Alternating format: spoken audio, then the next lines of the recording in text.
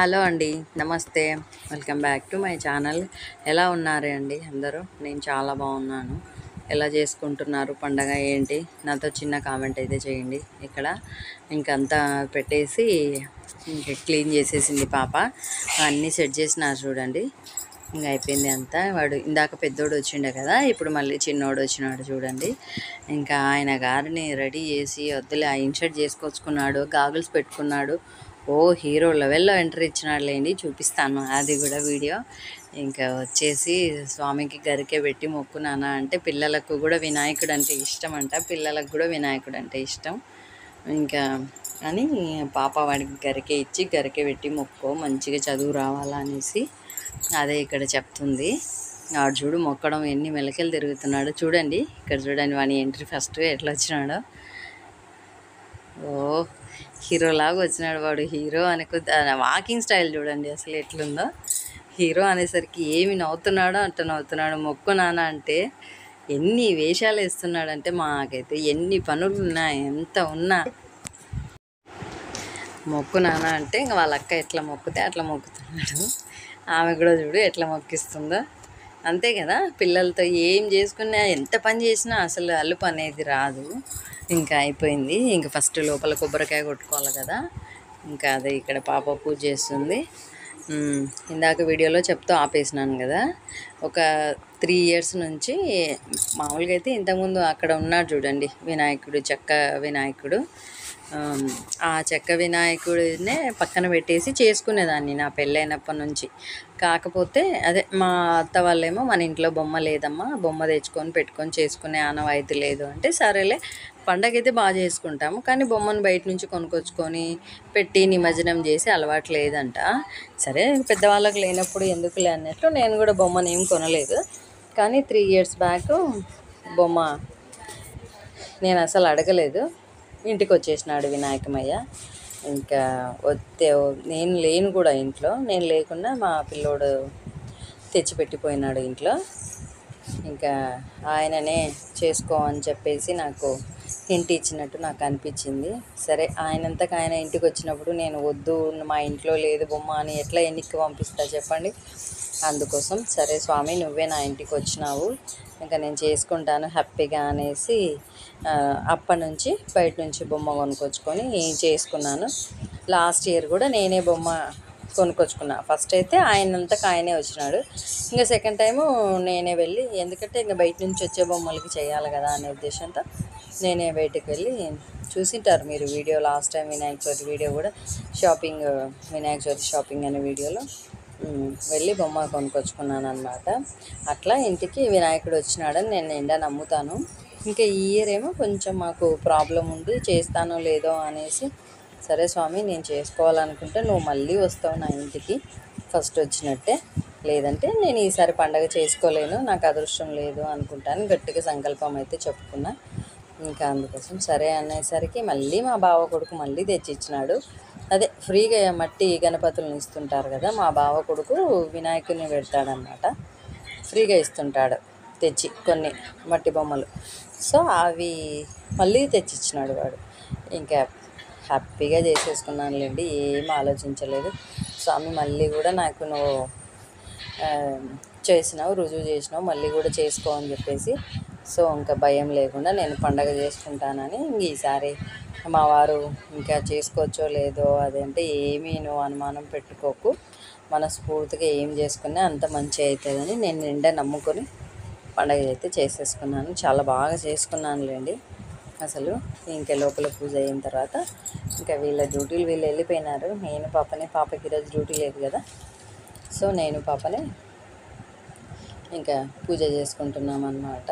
అది ఇక్కడ అన్నీ తెచ్చి పెట్టుకుంటున్నాం. పాప ఫస్ట్ దీపారాధన చేస్తుంది. దీపారాధన అయిన వెంటనే ఇంకా కూర్చొని ఆచమనం అది చేసుకొని చిన్న పూజ మాకు వచ్చినంతలో ఫోన్లో మంత్రాలు పెట్టుకొని ఇంకా చేసుకుంటున్నాం అన్నమాట. ఇద్దరం, నేను పాప ఇద్దరం. ఇంకా ఆయన లేడు, వాళ్ళు లేడు కదా, వాళ్ళ డ్యూటీలు వాళ్ళు, మేము ఇద్దరమే ఉన్నాం కాబట్టి ఇంక ఇక్కడ ఫస్ట్ పూజ అయితే చేసేసుకొని తర్వాత ఇంకా మళ్ళీ వినాయకమయ్య మా ఇంటి దగ్గర వినాయకుని పెట్టినారనమాట, మళ్ళీ అక్కడికి కూడా వెళ్ళాలి. అందుకోసం ఫస్ట్ ఇక్కడైతే చేసుకుంటున్నాము. ఇంకా అన్నీ తెచ్చిపెట్టుకోవాలి కదా, మర్చిపోతున్నాము అనమాట. జాంకొకటి మళ్ళీ వేస్తున్నా, మళ్ళీ కూర్చుంటున్నా. ఇంకా తర్వాత ఇంకా అంతే, ఇంట్లో ఇంకా ఇద్దరమే ఉంటే ఇంకా ఏదో ఒకటి మర్చిపోతుంటాం, తెచ్చుకుంటుంటాం, లేస్తుంటాం, కూర్చుంటుంటాం. ఇది మామూలే లేండి. ఇంకా అదే ఇక్కడ జరుగుతుందన్నమాట. పెట్టేసుకొని ఇద్దరం ప్రశాంతంగా చేసుకుంటున్నాం పూజ అయితే. మళ్ళీ ఏమో మర్చిపోయింది, మళ్ళీ వెళ్తుంది చూడండి. ఫోన్లో మంత్రాలు పెట్టుకొని పూజ చేసుకుంటున్నాం అన్నమాట. అందుకోసం ఫోన్ కోసం మళ్ళీ లేచింది. ఇంట్లో పూజ దగ్గర ఒకరు కూర్చుంటే ఒకరు అందించే వాళ్ళు ఉంటే అవుతుంది. కానీ ఇక్కడ ఇద్దరం పూజ చేసుకుంటున్నాం కదా, చూడండి మళ్ళీ లేస్తుంది. ఇట్లా లేస్తూనే ఉన్నాము. ఇంకా సారీ వినాయక, ఇంకా లేని చెప్పుకున్నాం. లాస్ట్కి పూలు మర్చిపోయిందనమాట. ఇంకా అందుకోసం ఇంకా సారీ చెప్పి వినాయక మనకు మళ్ళీ కూర్చున్నాము.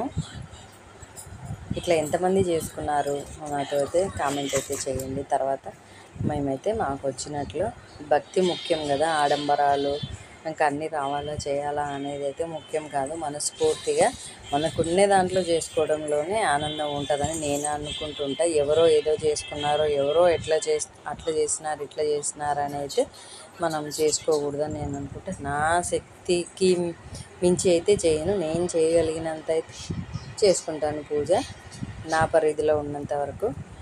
ఇంకా అట్లా చేసుకుంటేనే తృప్తి అని నేను అనుకుంటుంటాను ఎప్పుడైనా కానీ. ఇంక మరి ఎంతమంది నేను చెప్పిన మాటకు అంగీకరిస్తారో నాతో చెప్పేయండి. ఇంక ఇట్లా పూజ అయితే బాగా లేట్ అయితే అయ్యింది, ఇంకా కానీ తప్పదు, ఎంత లేట్ అయినా చేసుకోవాల్సిందే కదా. ఎందుకంటే పనులు అట్లా ఉన్నాయి, ఇంకేం చేద్దాం. వంట, ఇక్కడ ప్రిపరేషను, అక్కడికి వాడు అన్నీ చేసి పెట్టిపోయినాడు. అయినా కానీ ఇంకా బాగా లేట్ అయితే అయ్యింది. చూసేయండి పూజ అయితే.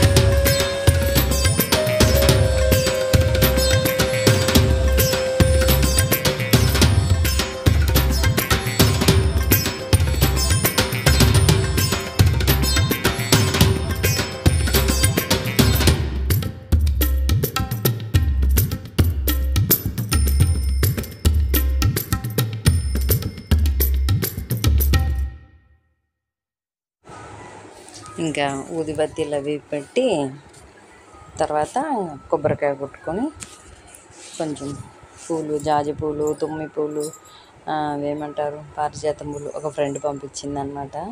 ఇంకా అవన్నీ కూడా పూలతో, గన్నేరు పూలు అన్నీ ఆయనకి ఇష్టమైన పూలన్నీ పంపించింది. థ్యాంక్స్ ఆ ఫ్రెండ్కి. ఇంకా తర్వాత ఇంకా అవన్నీ పెట్టేసుకొని ఇంకా పూజ చేసేసుకుంటున్నాం అన్నమాట. అష్టోత్తరం చదువుకొని ఇంకా ఆ తర్వాత కొబ్బరికాయ కొట్టి హారతి ఇచ్చి చేసుకుంటున్నాము. ఇంకంతే, ప్రశాంతంగా అయితే చేసుకున్నాములేండి. చాలా ప్రశాంతంగా, నిదానంగా. అక్కడికి వెళ్ళాలనే టెన్షను ఎందుకో ఇప్పుడు లేదు తెలుసా. ఇంతకు ముందు వరకు ఉండింది కానీ ఇప్పుడైతే లేదు. హ్యాపీగా పూజ అయితే చేసేసుకున్నాము. ఇంకా మంచిగా ఇద్దరం కలిసి, నేను పాప ఇద్దరమే ఉన్నాం కదా, ఇంక ఇద్దరం కలిసి చేసేసుకుంటున్నాం అన్నమాట. ఇంకా ఎంత హడావిడి ఎంత ఉన్నా ఇక్కడ పూజ దగ్గర మాత్రం ప్రశాంతంగా ఉండి చేసుకుంటే చాలా బాగుంటుంది. ఇంకా దానికి తోడు అందరుండి చేసుకుంటే ఇంకా బాగుంటుంది. కానీ ఒక్కొక్కసారి కుదరదు కదా, తప్పదు, ఇంకా అడ్జస్ట్ అవ్వాల్సిందే. ఇంకా అందరుండి చేయాలంటే ఒక్కొక్కసారి చేసుకుంటాము మ్యాక్సిమం, కానీ రేర్లేండి ఇట్లా మేమిద్దరమే చేసుకోవడం అంటే. ఇంకా వాడికి క్లాస్ ఉండింది, ఆయన ఇంకా షాప్కి వెళ్ళిపోయినాడు, ఇంకా తప్పలేదు. నేను పాప అయితే ఖచ్చితంగా చేసుకుంటాము. అదే మంత్రాలు చదువుకుంటూ గరికను ప్లస్ పూలు అవన్నీ వేసుకుంటూ పూజ చేసుకుంటున్నాం అన్నమాట. ప్రశాంతంగా అయితే నిజంగా చాలా ప్రశాంతంగా చేసుకున్నాము పూజ మాత్రం. టెన్షన్ అనేది పూజ అయిపోయినాక మళ్ళీ టెన్షన్ స్టార్ట్ అయింది. ఇంకా వెళ్ళాలి వెళ్ళాలి వెళ్ళాలి అక్కడికి అనేసి.